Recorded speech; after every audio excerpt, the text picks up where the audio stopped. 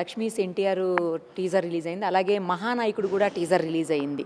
వాటి మీద మీ అభిప్రాయం చెప్పండి. అందులో చాలా విషయాలను చూపిస్తున్నారు ఇద్దరు కూడాను. ఇటు వర్మ గారు కానివ్వండి, అటు క్రిష్ కానివ్వండి. అంటే ఒకటేమో టీజర్లకే సినిమాల కంటే కూడా ఎక్కువగా హడావుడి అనేది జరుగుతుంది. ఇందులో నాకు రాజకీయమే ఎక్కువ కనిపిస్తుంది సినిమా వ్యవహారం కంటే కూడా.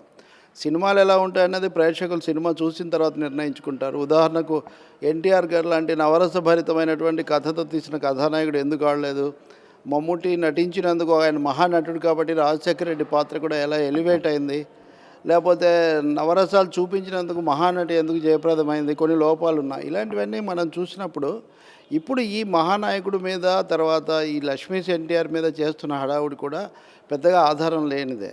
టీజర్లు మిలియన్ల మంది చూశారు కాబట్టి అవేవో గొప్పవి అని భావించడం అదొక అవాస్తవికం. ఎందుకంటే కాలవేరి పాట కోట్ల మంది చూశారు. అది దాదాపు ఇంటింట మారుమోగింది. ఆ సినిమా ఏమో ఆడలేదు. కాబట్టి ఓవరాల్గా ఎలా తీశారు, అందులో నటీనటుల పర్ఫార్మెన్స్ ఏంటి, సినిమాగా ఎలా ఉంది, రాజకీయంగా ఎవరి మీద అభిప్రాయాలు ఏదైనా ఉండొచ్చు, సినిమాగా ఎలా ఉంది, నటీనటులు ఎలా చేశారు, దాని మీద ఆధారపడి ఉంటుంది.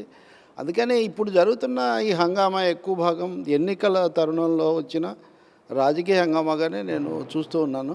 ఈ రెండు సినిమాల్లో కూడా అంతగా విరగబడాల్సిన అంశాలు నాకేం కనిపించలేదు. మామూలుగానే ఉన్నాయి అవి. చాలా చాలా సాధారణంగా ఆ థీమ్ ఎవరు తీసినా కానీ ఎలా ఉంటుందో అంతవరకే ఉందంటే ఒక దాంట్లో రామారావు గారిని మహానాయకుడిగా తీసుకొని నాదేళ్ల కూలదోసినంత వరకు చూపించడం, అందులో చంద్రబాబు పాత్రను వాళ్ళు హైలైట్ చేస్తే, ఎన్టీఆర్ను కూలదోసిన చంద్రబాబు ఎన్టీఆర్ను పదవీచ్యుతుని చేసిన ఘట్టం తీసుకొని దాంట్లో చంద్రబాబును మాత్రమే ప్రధాన ప్రతినాయకుడిగా చూపించే ప్రయత్నం దీంట్లో కనిపిస్తుంది.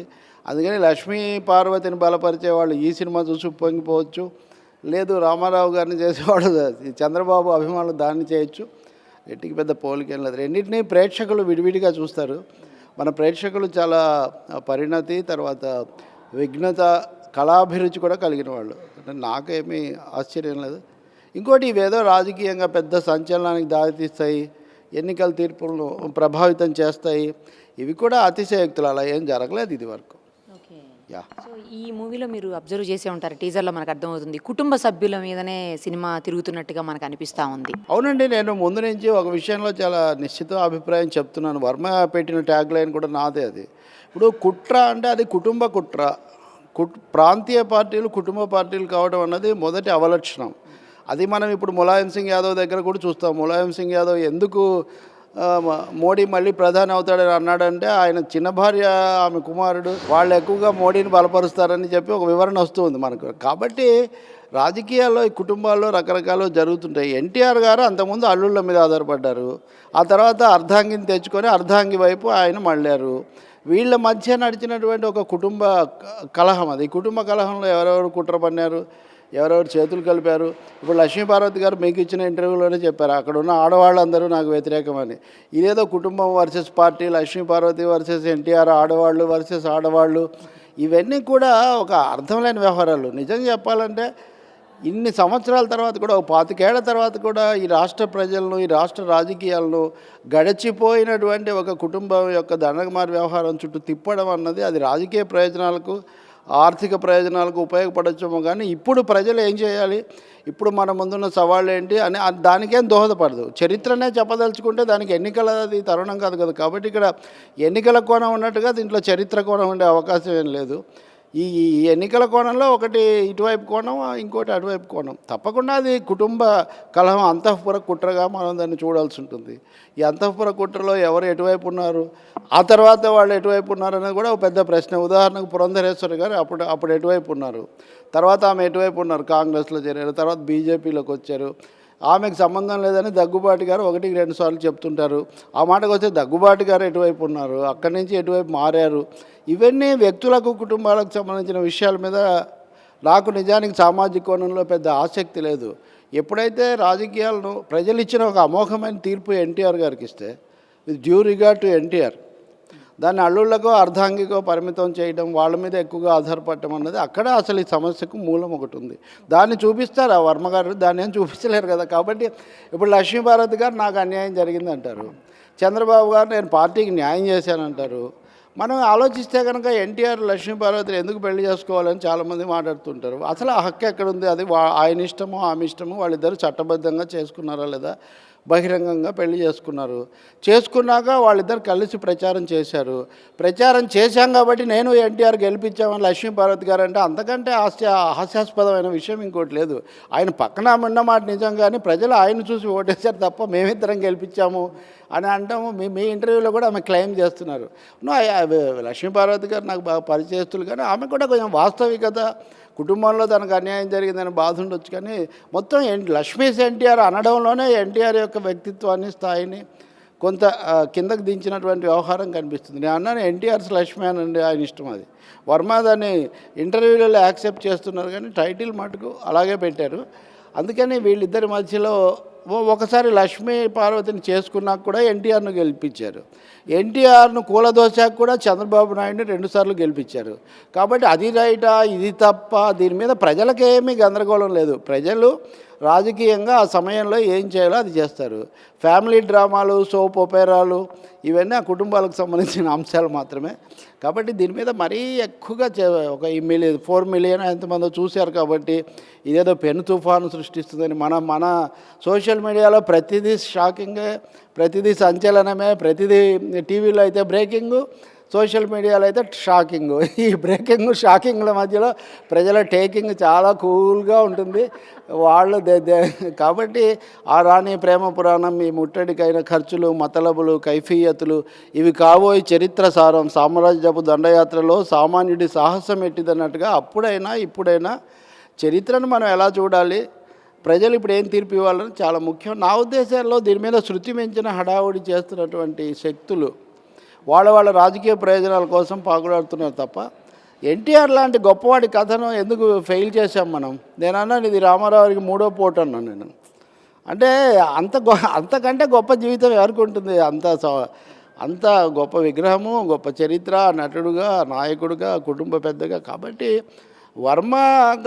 వర్మ సినిమాలు తీయడానికి ఆయన శివ, రంగీలా కంపెనీ ఆ లెవెల్, ఆ తర్వాత ఆయన ఒక లో బడ్జెట్లో ప్రధానంగా వాస్తవాలను మానిటైజ్ చేసుకోవడం మీద, డ్రమాటైజ్ చేయడం మీద, monetisation of the డ్రమాటైజేషన్ come politicalisation అనే ఫార్ములాతో ఆయన సినిమా తీస్తున్నారు. ఇది ఏ మేరకు అంటే ఖచ్చితంగా ఎంతో కొంత ఆదరణ ఉంటుంది ప్రజలకు, ఎన్టీఆర్ మీద ఆకర్షణ ఉంది, వర్మ అంటే కూడా ఆసక్తి ఉంది కాబట్టి. కానీ దీన్ని ఎంతసేపటికి లక్ష్మీపార్వతి వర్సెస్ చంద్రబాబు నాయుడుగా చేసి దాన్ని వైసీపీ వర్సెస్ టీడీపీగా మార్చి ఈ మొత్తంలో ఎన్టీఆర్ ఎక్కడ పోతున్నాడో నాకు తెలియట్లే. బాలయ్యస్ ఎన్టీఆర్ కాదు నాకు కావాల్సింది, లక్ష్మీస్ ఎన్టీఆర్ నాకు అక్కర్లేదు, పీపుల్స్ ఎన్టీఆర్, ఏపీస్ ఎన్టీఆర్ కావాలి. అలాంటి ఎన్టీఆర్ను ఇందులో ఎంతవరకు కనిపిస్తాడో మనం వెతుక్కుందాం, అది చేయొచ్చు ఆ పని. ఇంకోటి ఏమో అందులో బాలయ్య అచ్చం ఎన్టీఆర్ లాగే ఉన్నాడన్నారు, చిన్నప్పటికంటే పెద్దగా అయ్యాక ఆయన కొంతవరకు కనపడ్డారు. ఇప్పుడు ఇందులో ఈయన ఎన్టీఆర్ లాగా ఉన్నాడు అంటున్నారు. అంటే మనం ఎన్టీఆర్ని గురించి ఏమనుకుంటున్నాం? Are we really respecting NTR? ఈ నటుడు బాగానే చేశాడు, పర్వాలేదు అనిపించాడు అని చెప్పడం వేరు, కానీ అక్కడికి లక్ష్మీపార్వతి గారు కూడా ఈయన ఎన్టీఆర్ లాగా ఉన్నాడని కితాబిస్తుంటే అసలు ఎన్టీఆర్లో ఆ దివ్యమంగళ విగ్రహం ఏంటి, ఆజానుబాహం అరవింద దళాయతాక్షం అన్నట్టుగా రాముడిలాగా కృష్ణుడిలాగా ఫీల్ అయిన సన్నివేశాలు ఏంటి? సో ఇందులో అతిశయోక్తులు, అవాస్తవాలు, రాజకీయ కోణాలు, సంచలన ధోరణులు ఇవి ఎక్కువగా ఉన్నట్టున్నాయి. కొంచెమన్నా ప్రజలు అలా ఎందుకు వ్యవహరించారు? ఒక మాట చెప్తా నేను, నాదేళ్ల ఎన్టీఆర్ను పడగొట్టినప్పుడు లేదా ఎన్టీఆర్ను బర్తరఫ్ చేసి నాదేళ్లను నియమించినప్పుడు ప్రజలు ఉప్పొంగి సముద్ర వలల్లాగా వచ్చారు. నేను ప్రత్యక్ష సాక్షిని. వాటన్నిటి హెడ్డింగులు పెట్టాము, ఇదంతా చేసాము, అవన్నీ చూసాం. ఆయన స్వరాజ్య మైదానంలో ఎన్టీఆర్ వచ్చి ముజే ఇన్సాఫ్ షాహీ అని ఆయన కర్రల కుర్చీలో వచ్చి పక్కన త్రివిక్రమరావు నిలబడి ఉండేవాడు. ఆయన అరిస్తే స్వరాజ్య మైదానం అంతా దద్దరిల్లింది. మళ్ళీ అదే ఎన్టీఆర్ను చంద్రబాబు నాయుడు పదవి ఇంకా పూర్తిగా ప్రమాణ స్వీకారం జరగకముందు, ఆయన రాజీనామా చేయకముందు అదే ఎన్టీఆర్ నల్ల చొక్కా వేసుకొని, నిన్న చంద్రబాబు వేసుకున్నట్టే హెలికాప్టర్లో వచ్చి అదే స్వరాజ్య మైదానంలో మీటింగ్ పెట్టి, అల్లుళ్ళు అయితే అమ్మాయిలకు మొగుళ్ళు గీత దాటితే తాట తీస్తారు ఇట్లాంటి ప్రసంగాలు ఏదో చేశారు. ఆ మైదానంలో అప్పుడు 10వ వంతు జనం కూడా లేరు. ఆ తర్వాత ఈ రాష్ట్రంలో ఏమీ ఒక మహత్తరమైన ప్రజా వెలుగు ఏం రాలేదు. దురదృష్టవశాత్తు ఆయన కొద్ది రోజుల్లో ఆయన చనిపోయారు. కాబట్టి చరిత్ర అనేది చాలా నిర్దాక్షిణ్యమైన తీర్పరి, చాలా క్రూయల్గా, చాలా రియల్గా హిస్టరీ జడ్జిమెంట్ ఇస్తుంది. ప్రజలు అందరి మీద జడ్జిమెంట్లు ఇచ్చేశారు. కాబట్టి ఓకే, ఎన్టీఆర్ లక్ష్మీభారతి కలిసి ఉన్నప్పుడు నేను ఒకసారి వాళ్ళిద్దరు ఆతిథ్యం కూడా తీసుకున్నాను. సంపాదకులందరినీ పిలిచారు, వెళ్ళాము. రామారావు గారు బయట కూర్చొని అందరినీ ఇలాగే ఆ టెర్రస్ మీద కూర్చొని మళ్ళీ అధికారంలోకి వచ్చాం, ప్రజలను చూస్తుంటే చాలా బాధేస్తుంది, ఏం చేయాలో మీరు సలహాలు ఇవ్వండి అది ఇది అన్నారు. నేను రామోజీరావు గారి పక్కన కూర్చున్నాను, ఇటు పొత్తూరి ఐవీఆర్ వీళ్ళంతా ఉన్నారు. రామోజీరావు గారు చొరవ మీకే ఐడియాలు ఎక్కువ వస్తాయన్నారు. మీకే ఐడియాలు ఎక్కువ వస్తాయంటే ఏదో మాట్లాడాం ఆర్టీసీ అది ఇది.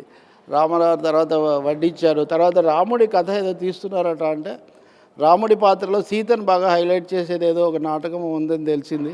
దాని మూలం అట్లాంటిది ఏదైనా ఉంటే కొంచెం చెప్పండి అంటే నేను ఏదో చెప్పాను, ఏదో జరిగింది. లక్ష్మీపార్వతి కూడా ఉన్నారు, అప్పుడు లండన్ కూడా వెళ్ళొచ్చారు వాళ్ళు. నేను చెప్పేది ఏంటంటే వాళ్ళిద్దరూ అన్యోన్యంగా ఉన్నారు, వాళ్ళ అవగాహన అది వాళ్ళ వ్యక్తిగత జీవితం. అలాగే అల్లుళ్ళ అర్ధాంగ అన్నది కుటుంబంలో వచ్చినటువంటి ఒక కలహం.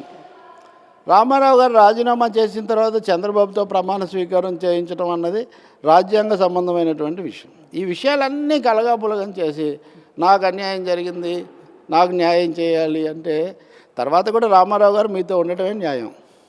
రామారావు గారు మీకోసం అధికారం వదులుకోవడానికి సిద్ధపడమే న్యాయం మీకు కాబట్టి మీడియాలో ఎవరెవరు ఏమేమి రాశారంటే దెర్ ఆర్ అన్ట్రూత్స్. లక్ష్మీపార్వతి గారు విజయవాడ వచ్చినప్పుడు చెప్పారు, చంద్రబాబుకు 2 పదవులు ఇచ్చామని ఆయన చెప్పారు. నాకు చెప్పినప్పుడు ఆ విలేకరి నా దగ్గరికి వచ్చారు, మేము ఆ వార్త మేము కూడా వేసాం.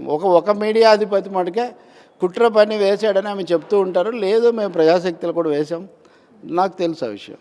కాబట్టి అది కుట్రలు ఉండొచ్చు, ఏం కుట్రలు లేకుండా కుట్రలు కుళ్ళులు కుతంత్రాలు లేకుండా రాజకీయాలు ఈ పాలకవర్గ రాజకీయాలు అసలు ఉండవు.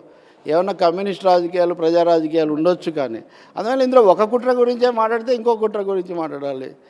లేదు, వాళ్ళు నమ్మొద్దు, నేను నిన్ను మంత్రిని చేస్తాను, నేను నిన్న రామారావు గారు అన్నప్పుడు ఏ అర్థంలో అన్నారు, దాని గురించి కూడా చర్చించాలి కదా.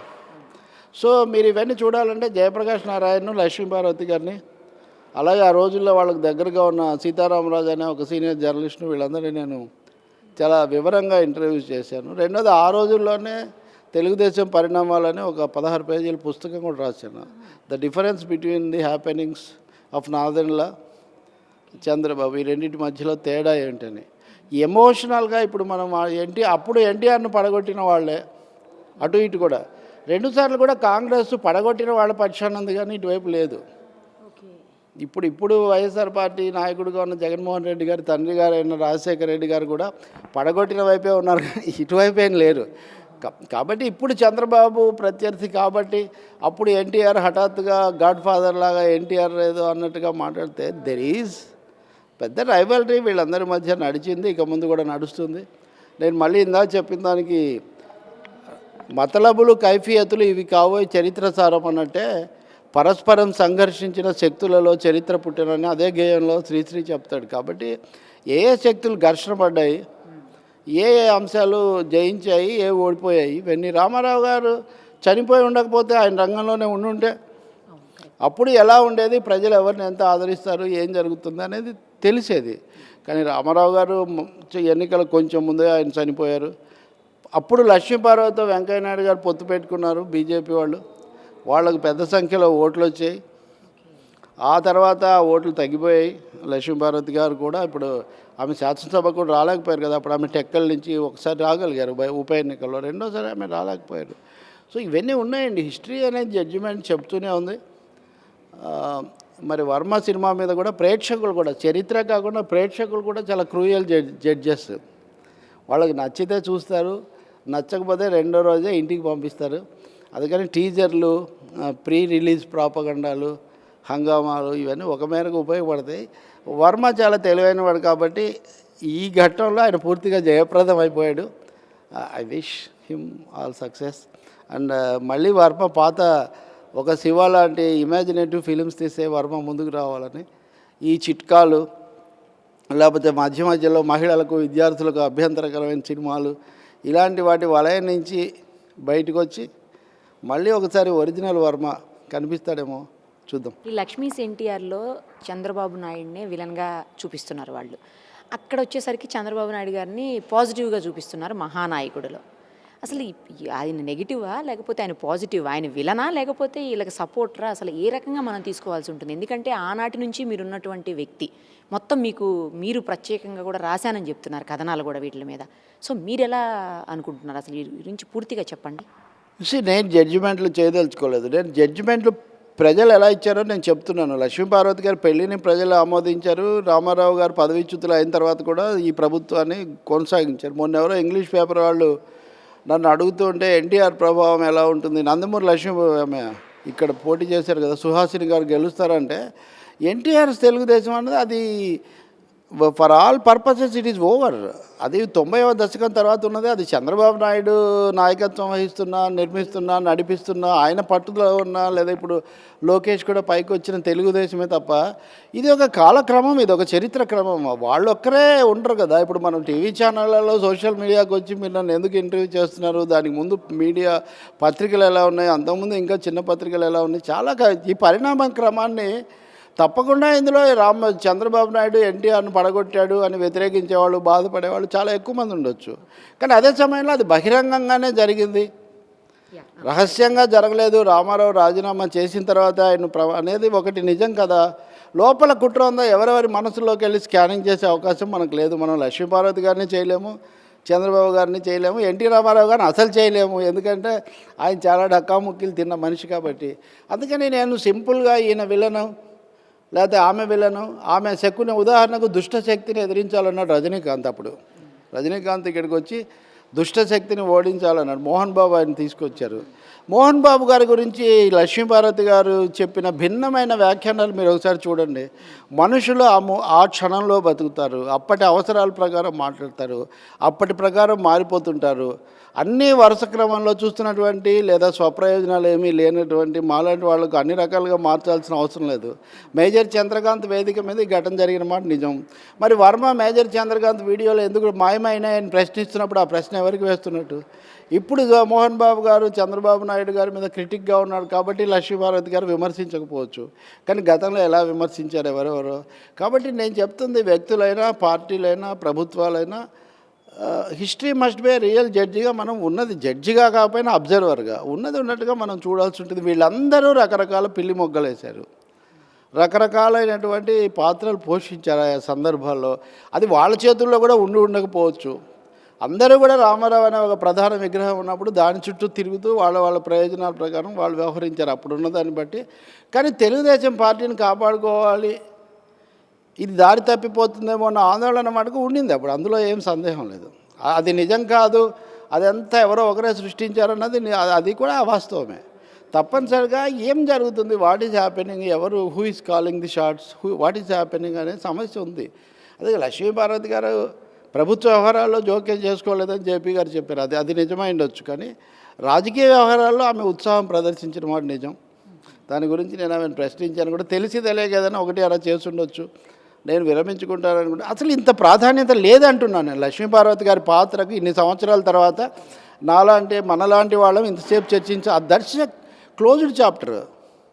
ఎవరైనా ఆమె మీద కానీ, రామారావు మీద కానీ, చంద్రబాబు గారి మీద, ఇంకే విషయం మీదైనా చరిత్ర రాయదలుచుకుంటే దాని మీద ఫోకస్ అంతా పెట్టి సూక్ష్మ పరిశీలన చేసి ఏ రోజు ఏం జరిగింది, ఎవరు ఎలా వచ్చారు, ఇవన్నీ కూడా చేయదలుచుకుంటే అది వాళ్ళ ఇష్టం. కానీ నేను వైడర్ సోషల్ పర్స్పెక్టివ్లో చూసినప్పుడు, ఒక పొలిటికల్ యాంగిల్లో చూసినప్పుడు లక్ష్మీపార్వతి గారిని ఎందుకు పెళ్లి చేసుకున్నారు, లేకపోతే వాళ్ళిద్దరు ఎవరి మాట ఎవరు విన్నారు, ఈ విషయంలో కుటుంబం ఆమోదించిందా లేదా, కోడళ్ళు ఆమోదించారా, మనవలు ఆమోదించారా, ఎప్పుడు అడ్డం తిరిగారు, ఎవరికి, ఇవన్నీ మనకి ఎందుకంటే అసలు in which way the people of AP are concerned. కోట్లాది మంది ప్రజలకు ఈ విషయంతో ఏం సంబంధం? It's a personal choice of NTR, family choice కాదు. ఇది ఎప్పటి నుంచో రాజరాజ నరేంద్రుడి కాలం నుంచి కూడా ఉంది. ఇది కుటుంబంలో రెండో వివాహాలు లేదా వయసు మళ్ళిన వాళ్ళు పెళ్లి చేసుకున్నప్పుడు అప్పుడు మిగతా వాళ్ళు నేను ఆమెకు కూడా చెప్పాను, ఇవన్నీ ఏం కొత్త విషయాలు కాదు. వీటిని సామరస్యంగా పరిష్కరించుకొని అలాగే కొనసాగలేకపోయారు, వాళ్ళు విడిపోయారు. ఇప్పుడు ములాయం సింగ్ మీద ఆయన కొడుకు తిరుగుబాటు చేశాడు, చరణ్ సింగ్ మీద ఆయన కొడుకు అజిత్ సింగ్ తిరుగుబాటు చేశాడు, దేవీలాల్ మీద ఆయన కొడుకు చౌతాలా తిరుగుబాటు చేశాడు, కరుణానిధి మీద ఆయన కొడుకు ఆ, అలిగిరి తిరుగుబాటు చేశాడు. జయలలితకు శశికళకు మధ్యలో ఏం జరిగిందో తెలియదు. ఎప్పుడైతే మీరు ప్రజలు ఇచ్చినటువంటి తీర్పును కుటుంబ వ్యవహారంగా మారుస్తారో, మరీ ముఖ్యంగా ప్రాంతీయ పార్టీలు అనేవి కొంతమంది వ్యక్తులు వాళ్ళ చుట్టూ ఉండే కొద్దిమంది యొక్క సముదాయంగా మారిపోతాయి. అప్పుడు ఈ పరిణామాలన్నీ వస్తాయి. వర్మ గారు కానీ ఇంకొకరు కానీ హిస్టారికల్గా తీదలుచుకుంటే ఈ పరిణామ క్రమం ఇట్లా చూపించాలి. అంటే చూపిస్తే వాస్తవికంగా ఉంటుంది. డ్రామాటిక్ పార్ట్గా నేను తీసుకుంటానంటే డ్రామా ఎప్పుడైనా పండించవచ్చండి. ఎప్పుడైనా ఏ కోణంలో అయినా కానీ దర్శకుడికి రచయితకు ఉంటే పండించవచ్చు. కానీ ఇప్పుడు ఉదాహరణకు పదే పదే శ్రీదేవి వీళ్ళందరూ ఉండగా లక్ష్మీపార్వతిని ఎందుకు పెళ్లి చేసుకున్నాడని ఒక ప్రశ్న వేశారనుకోండి, is it not insulting Lakshmi Parvathi? మాట వరుస కన్నా మామూలు జనం రోడ్డు మీద మాట్లాడుకుంటే వేరే విషయం, మామూలుగా అనుకోవచ్చు ఎవరైనా. కానీ ఆయన దాన్ని పాట పెడితే కూడా ఆమెకి అభ్యంతరం లేదా? స్త్రీని మనము వాళ్ళ దీన్ని బట్టి నేను అప్పుడు చాలా అందంగా ఉండేదాన్ని అని ఆమె అంటున్నారు. అది ఎవరికి సమాధానం? నిజంగా నాకు ఇబ్బందిగా ఉంది విషయాన్ని మీరు అడిగేది. ఎందుకు మాట్లాడుతున్నానంటే వీటి మీద మన టీవీలో గంటల తరబడి చర్చలు జరుగుతున్నాయి కాబట్టి ఇవన్నీ మనకెందుకండి? ఆయన నా కళ్ళతో చూడమన్నట్టుగా ఎవరెవరి ఇష్టాయిష్టాలు, ఎవరెవరి ఎంపికలు, ఎవరెవరి తిరస్కరణలు వాళ్ళవి. నా ఉద్దేశంలో లక్ష్మీపార్వతి గారు కూడా సంయమనం పాటించాల్సిన అవసరం ఉంది. చంద్రబాబు నాయుడు అంటే సరే, ఆయన తరఫున మాట్లాడే వాళ్ళు చాలామంది ఉంటారు, ఆయన మాట్లాడాల్సిన అవసరం ఆయనకు ఉండకపోవచ్చు. పైగా ఆయన అధికారంలో ఉన్నాడు, చక్రం తిప్పుతున్నాడు ఇప్పటికి కూడా. ఎన్నికల్లో తీర్పు అది వేరే విషయం. కాబట్టి చంద్రబాబుకు ప్రత్యక్షంగా మాట్లాడే అవసరం రాదు. బీజేపీలో ఉన్న కొంతమంది కూడా ఎన్టీఆర్ తరఫున వీరోచితంగా మాట్లాడుతుంటారు. మనకు రాజకీయాల్లో సామాజిక కోణం కూడా ఒకటి ఉంటుంది కాబట్టి. కానీ లక్ష్మీపార్వతి గారు కూడా ఏదో చరిత్ర, వర్మ సినిమా తీసినంత మాత్రాన 100కి 100 పాళ్ళు తనే సరైనట్టుగా చరిత్ర నిరూపించింది, తను చేసిన ప్రతి పని, తను చెప్పిన ప్రతి మాట నిజం అన్నట్టుగా మాట్లాడకూడదని నేను కోరుకుంటున్నాను as a friend, as a well wisher.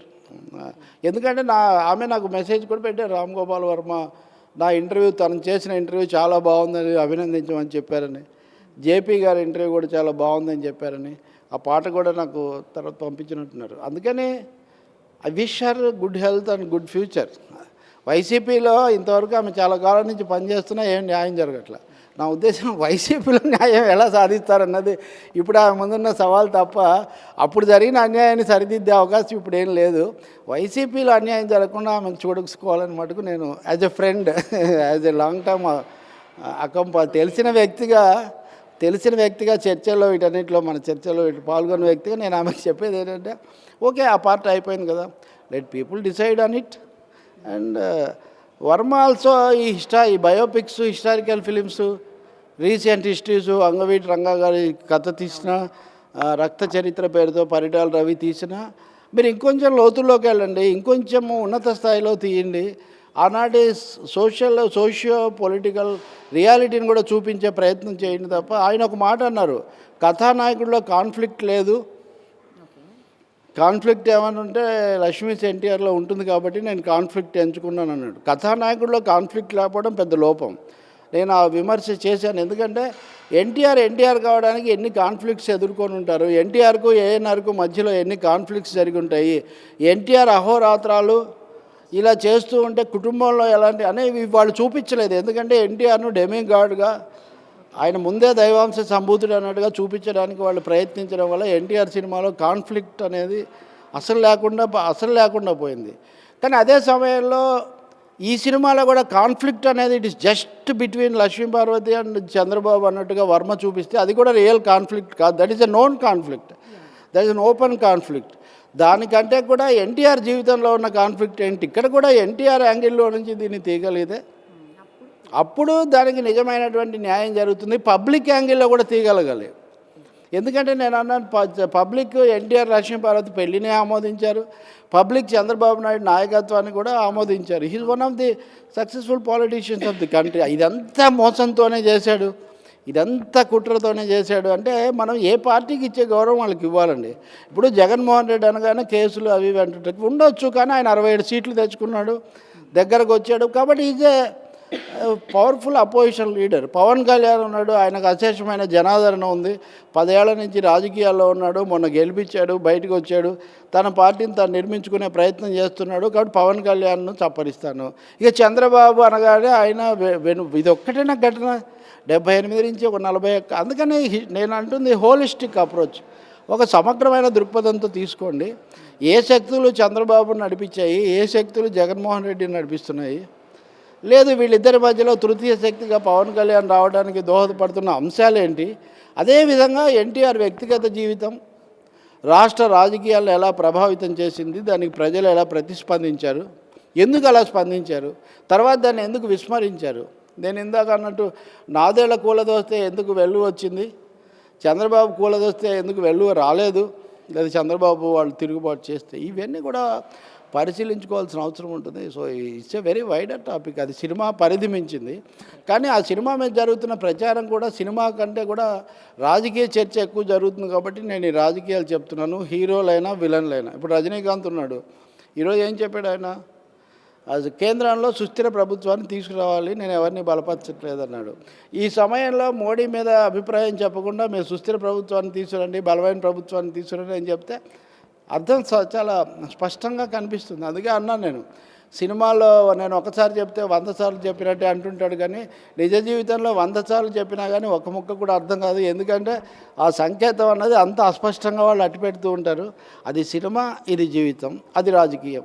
కాబట్టి లక్ష్మీస్ ఎన్టీఆర్ విషయంలో సినిమాకు, రాజకీయానికి, జీవితానికి మధ్యలో ఉన్న అంత సంబంధాన్ని ఆయా సందర్భాల్లో ప్రజలు ఇచ్చినటువంటి, అన్నిటికంటే ముఖ్యంగా ప్రజలు ఇచ్చిన హిస్టారికల్ జడ్జిమెంట్స్ను, చారిత్రాత్మకమైన తీర్పులను కూడా గౌరవిస్తే మనం గట్టుకు చేద్దాం. ఇప్పుడు యాక్చువల్గా కుటుంబ సభ్యులందరూ కూడా వ్యతిరేకించారు అప్పట్లో. అసలు ఆయన హాస్పిటల్లో ఉంటే కూడా చూడ్డానికి కూడా వెళ్ళనటువంటి పరిస్థితి ఉంది కాబట్టి ఆయన పెళ్లి చేసుకున్నారు ఆ టైంలో అని అంటున్నారు లక్ష్మీపార్వతి గారు.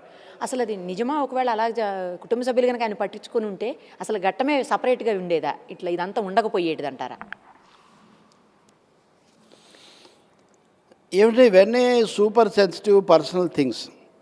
ఎన్టీఆర్ అని ఆయన వందల సినిమాలు తీసి స్టూడియోలు, సినిమా థియేటర్లు, ఇళ్ళు కట్టించి చాలామంది పిల్లలను కానీ వాళ్ళందరికీ కూడా చేసి ఇవన్నీ చేసిన వ్యక్తి.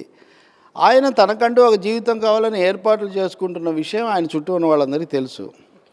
ఇదేదో హఠాత్తుగా ఒకరోజు ఒక క్షణంలో జరిగినటువంటి పరిణామం కాదు. లక్ష్మీపార్వతి గారు కూడా ఎన్టీఆర్కే కాకుండా వీళ్ళందరికీ కూడా తెలుసు.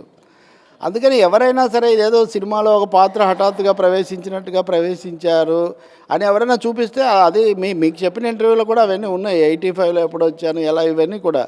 అందుకని అది కూడా ఓపెన్గా జరిగిన విషయమే. ఇక దానికి కుటుంబ సభ్యుల స్పందన ఎలా ఉంది, ఎలా లేదు, దాన్ని రామారావు గారు ఎందుకు జీర్ణించుకున్నారు, రామారావు గారు ఏ మేరకు జీర్ణించుకున్నారు, అది రామారావు గారు తన పిల్లల మీద ఉన్న ప్రేమ, దానికి సంబంధించిన ఒక అంశం. దాని మీద అనేక కథనాలు ఉన్నాయి, అనేక కథనాలు నాకు కూడా తెలుసు, కానీ వాటిని మనం చర్చించడం వల్ల ఉపయోగం లేదు. దాన్ని ఒక్క వాక్యాన్ని కుదించేసి కుటుంబం అన్యాయం చేయడం వల్లే ఈమె దగ్గరకు వచ్చారు, అసలు ఈమె వల్లే ఆయన ఈమె ఆయన్ను నిలబెట్టారని నేను ఆమెనే అడిగాను. అసలు రామారావు గారిని నేనే నిలబెట్టానని చెప్పడం అతిశయోక్తి కదా. ఇప్పుడు ఒకవేళ నిజంగా నిలబెట్టి ఉన్నా కానీ, ఇప్పుడు మీరు ఇంటర్వ్యూ అంతా నేనే నడిపించానంటే ఎలా ఉంటుంది? నేను కదా మాట్లాడాను ఉదాహరణకు.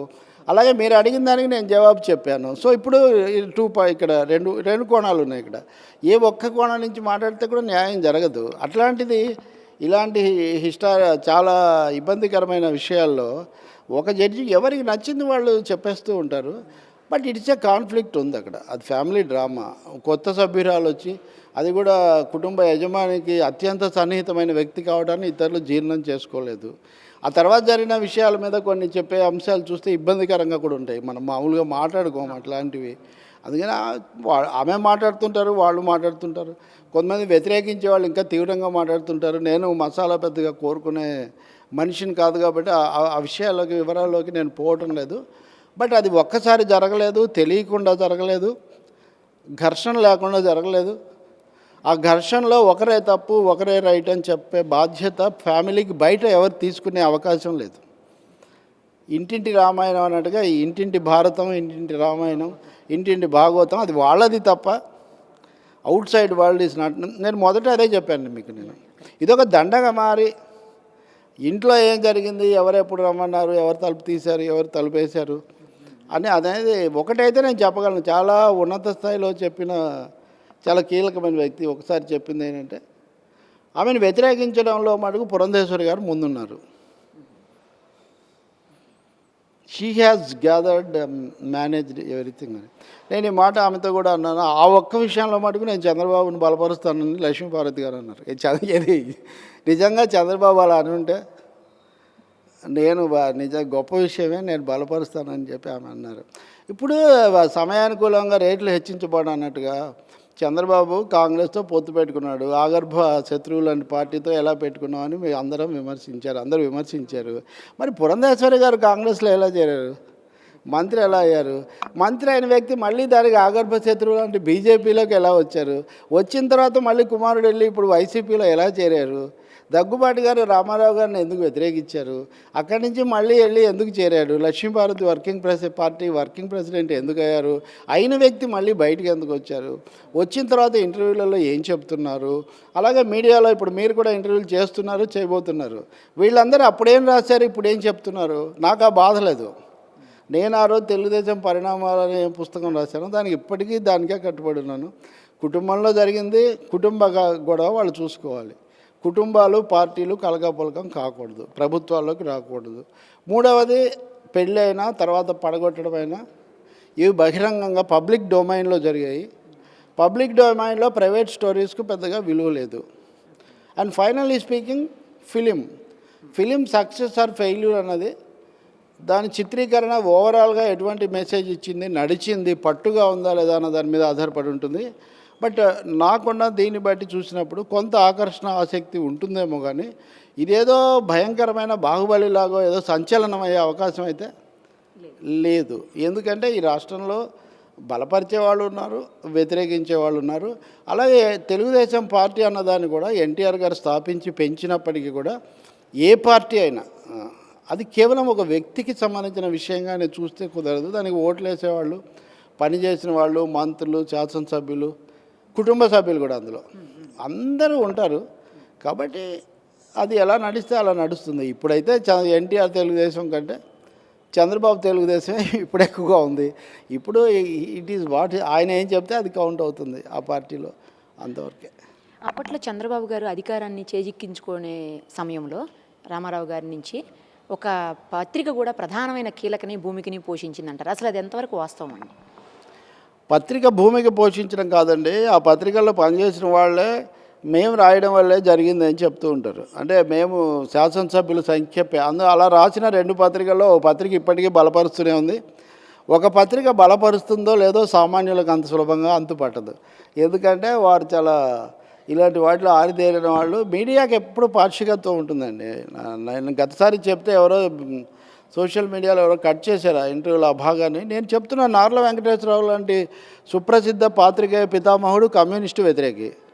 55 ఎన్నికల్లో ఆయన కమ్యూనిస్ట్ పార్టీకి వ్యతిరేకంగా బహిరంగంగా రాశారు.